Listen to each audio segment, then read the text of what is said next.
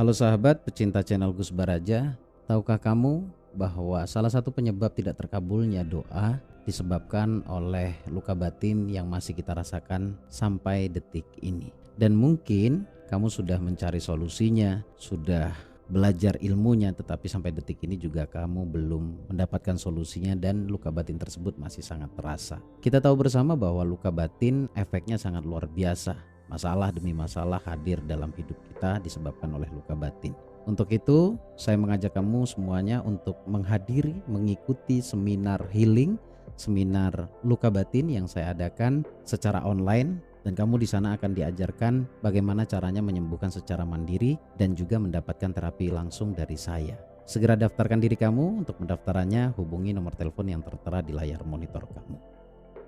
Dan buat kamu yang ingin belajar secara total dengan durasi yang cukup panjang agar keilmuannya totalitas kamu pahami, ada kelas eksklusif dan kelas 1 tahun yang sudah saya selenggarakan. Segera daftarkan diri kamu agar kamu bisa mendapatkan pembelajaran yang lebih komplit. Kamu akan mendapatkan materi, kemudian juga mendapatkan audio terapi yang sangat kamu butuhkan, serta kamu juga akan mendapatkan bimbingan dari saya dengan pertemuan berkala. Silakan langsung hubungi nomor telepon admin yang tertera di layar monitor kamu dan ikut andil dalam proses pembelajaran menuju kesuksesan. Assalamualaikum warahmatullahi wabarakatuh. Alhamdulillahirabbil alamin. Asyhadu an la ilaha illallah wa asyhadu anna Muhammadar Rasulullah. Allahumma shalli wa sallim wa barik ala hadan nabiyil karim sayyidina wa nabiyina wa syafi'ina wa qurrata ayunina wa maulana Muhammad. Allahumma shalli wa sallim wa barik alaihi wa ala alihi washabbihi. Halo teman-teman semuanya, jumpa lagi bersama saya di sini Bagus Baraja di channel Gus Baraja. Sebelum kita mulai videonya atau pembahasannya yang menarik banget, kita akan bahas tentang hutang riba. Kita akan bahas bagaimana cara mengatasinya ya. Simak videonya sampai selesai. Namun sebelum itu jangan lupa buat kamu yang barusan mampir, diklik dulu tombol subscribe-nya dan jangan lupa juga diklik tombol loncengnya. Kemudian di like jika kamu suka dan share ke seluruh kerabat kamu. Insya Allah berbagi manfaat itu juga nilainya sedekah. Baik, informasi buat kamu yang di video awal tadi adalah seminar luka batin yang saya adakan tanggal 21 Oktober nanti ya. Kemudian ada juga kelas bebas hutang dengan pertemuan berkala. Di sana kamu akan dibimbing bagaimana caranya mengambil jalur langit, ikhtiar langit agar Allah selesaikan atau lunaskan hutang kamu. Kemudian seminar offline-nya ini yang keren banget, bertemu dengan saya langsung di Jakarta tanggal 10 Desember. Ya, seminar rahasia keajaiban doa di Surabaya sudah selesai, sekarang diadakan di Jakarta tanggal 10 Desember. Segera daftarkan diri kamu, kita akan buat kamu menjadi pribadi yang lebih berlimpah di program bawah sadar, kemudian dibuat bahagia karena ada terapi luka batin dan mental block. Bahkan kamu di sana akan diberikan materi jalan pintas menuju kaya melalui ikhtiar langit. Segera daftarkan diri kamu. Untuk mendaftarannya silakan hubungi nomor telepon yang tertera di layar monitor. Baik teman-teman, seperti yang saya katakan tadi, kita akan bahas seputar tentang hutang riba, bagaimana cara menyelesaikannya. Mungkin agak panjang, saya akan bicara tentang kesadaran dulu nih ya, karena masih banyak yang berseberangan dengan prinsip solusi. Masih banyak yang tidak sadar bahwa riba itu sangat-sangat luar biasa mencekam ya, luar biasa menyulitkan hidup kita di masa yang akan datang. Ada juga yang berpendapat, dan itu terdengar di telinga saya karena banyak banget, terutama maaf orang yang sudah berumur, sudah tua, mengatakan bahwa ini pembelajaran terlalu saklek, terlalu kaku. Ya gimana, kita kan butuh modal gitu.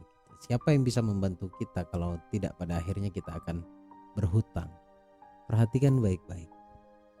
Orang-orang seperti ini karena tidak tahu keistimewaan kata-kata yang keluar dari lisannya, sehingga tanpa dia sadari atau mungkin dia sadari bahwa itulah yang terjadi pada akhirnya hutang. Saya bukan saklek dalam berpikir kalau mengenai riba, tapi ayo bantu saya berikan definisi yang lain tentang riba. Karena masih ada banyak orang yang berpikir bahwa saya terlalu kok mengarah ke sini, arahnya kepentingannya apa, dan masih banyak lagi. Saya dari dulu itu sebenarnya mencari kata yang lebih enak didengar selain riba. Ayo mungkin teman-teman ada kata yang lebih lembut agar bisa diterima oleh pikiranmu. Sampaikan di kolom komen. Saya lanjut ya. Banyak yang gak sadar sebenarnya. Jujur masih banyak banget yang gak sadar. Seakan pada akhirnya akan menyalahkan Tuhan, menyalahkan Allah. Ini sudah kehendak Allah dan lain-lain. Padahal Allah kembalikan, kehendakmu apa, keinginanmu apa. Nah, keinginan ini bukan semata-mata tentang mutlak yang kamu inginkan. Disebut keinginan menurut saya karena dipikirkan berulang, sejatinya itulah yang kamu inginkan. Pertanyaan sederhananya, ketika kamu butuh uang untuk modal usaha ataupun untuk makan, itu apa yang muncul di pikiranmu? Apakah Allah akan mencukupkan, atau sebaliknya, kepada siapa saya harus berhutang? Kalau ternyata muncul kalimat yang kedua, maka itulah yang akan hadir. Dan ini pun terbangun karena sebuah pola. Pola itu ada sebuah sebab sebelum ini. Sebabnya adalah karena kita menerima dogma atau doktrin terkait tentang hutang. Bahkan ekstrimnya, kita berusaha untuk menjaga hubungan kita dengan lembaga keuangan. Tetapi gak pernah mikir kita tidak pernah berpikir bahwa sebenar-benarnya yang harus dijaga hubungan spiritualitas itu dengan Allah. Jadi menjaga hubungan dengan Allah itu kita taruh di nomor 2. Yang pertama, prinsip kita adalah jaga hubungan kita dengan bank. Saya tidak tahu ini berasal dari doktrin siapa, mengapa harus didogma seperti demikian. Tetapi sebagai pembelajar yang saya kritis dalam pembelajaran, jujur ya, saya berpikir ulang tentang kalimat ini. Kenapa doktrinnya harus menjaga hubungan dengan lembaga keuangan agar tidak cacat, agar tidak rusak nama baik kita, BI checking kita, agar kita bisa berhutang kembali. Padahal ketika ada kesulitan saat kita membayar, di mana pada akhirnya agunan akan dipertaruhkan dan diambil, atau mungkin dilelang, atau pada akhirnya yang sakit Anda. Sekarang kita buka kesadaran deh. Ya, setelah saya cerita tadi, kita buka kesadaran. Apakah benar kamu bisa sukses dengan meminjam uang di bank? Saya bicara dari yang low middle aja dulu deh. Kalau yang high ya, yang suka minjem uang ke lembaga keuangan, mungkin dia akan membantah seketika. Alah, banyak omong nih orang, buktinya saya bisa sukses. Oh, kalau yang masih bisa bertahan itu tandanya belum terjadi sesuatu. Saya tidak mendoakan, tetapi lihat baik-baik. Lebih-lebih buat teman-teman yang tidak paham konsepnya, untuk yang low dan middle hingga ke middle, tentang bisnis apapun bentuknya.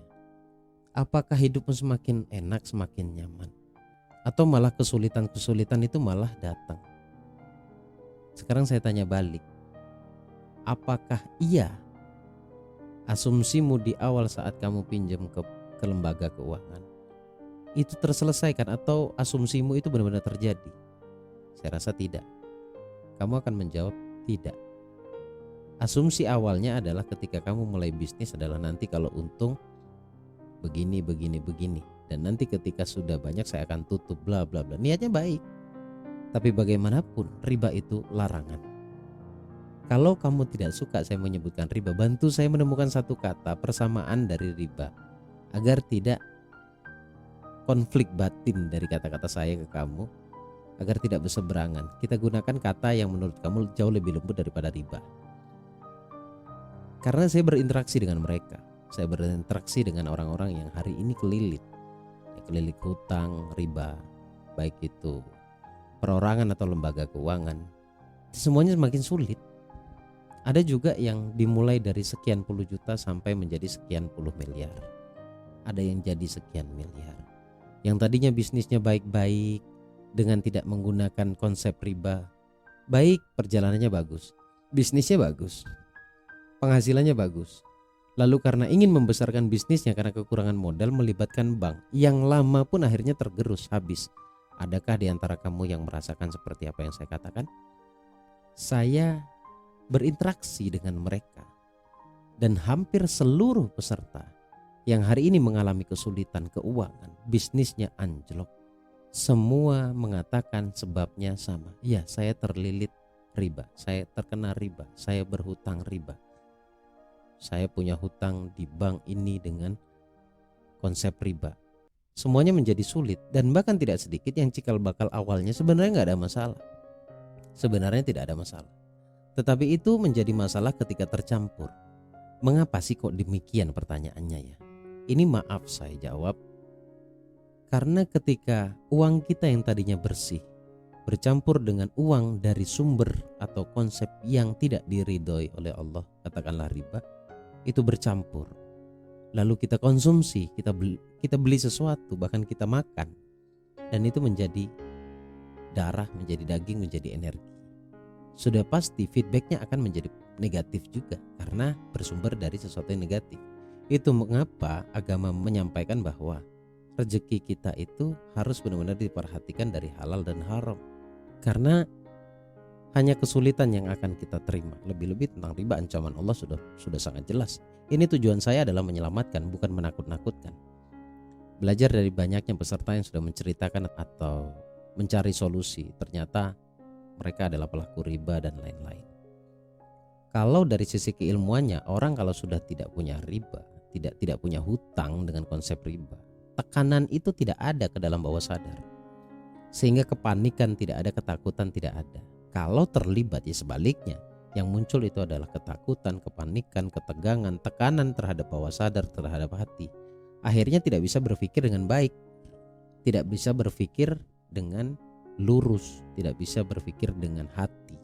Yang pada akhirnya adalah, Anda tahu kalau orang panik itu tidak bisa melihat solusi, tak terbaca di pikirannya karena kepanikannya. Anda tahu kalau orang takut, solusi pun akan jauh dari dirinya. Jadi sangat masuk akal. Jadi kalau dilihat dari kacamata keilmuannya seperti apa Gus? Ya menekan pikiran bawah sadar kita dalam bentuk ketakutan, kepanikan, kekhawatiran. Sementara itu semua adalah larangan dari Allah. Maksud saya takut itu larangan dari Allah. Was-was itu larangan dari Allah. Dilarang. Karena apa? Allah tahu persis ketika itu semuanya yang dilarang itu muncul dalam diri kita, itu artinya kalian memasukkan diri kalian pada jurang. Jurang apa? Jurang musibah, jurang kesulitan. Di sanalah kita butuh kesadaran. Kesadaran bahwa oh ya ternyata ini bukan menyelesaikan tetapi malah menyulitkan. Itu kesadaran yang harus dibangun. Kesadaran kedua yang harus dibangun bahwa ternyata ini benar-benar dilarang oleh Allah dan bahkan Allah menyatakan perang di sana. Itu butuh sebuah kesadaran. Jadi tadi saya mengatakan lantas bagaimana solusinya? Nah, bangun dulu kesadaran. Bangun dulu kesadaran, menyerah kepada Allah. Lalu bagaimana misalkan hari ini sudah kadung terlibat Gus? Tidak apa-apa. Tidak apa-apa, itu kalimat saya artinya begini. Berniatlah atau tekankan pada dirimu niat sekuat hati untuk menyelesaikan itu, kemudian berjanji ke Allah untuk tidak mengulanginya lagi, dan bersumpah ke Allah untuk menyampaikan kebaikan ini pada teman-teman yang hari ini mungkin terlilit hutang dengan konsep riba. Artinya ada estafet.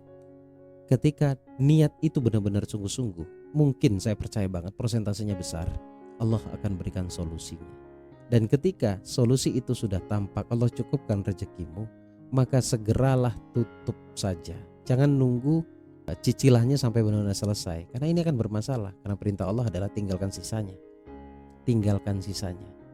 Kalau ada duit gak apa-apa, memang kewajiban kamu untuk membayarnya. Lunasi.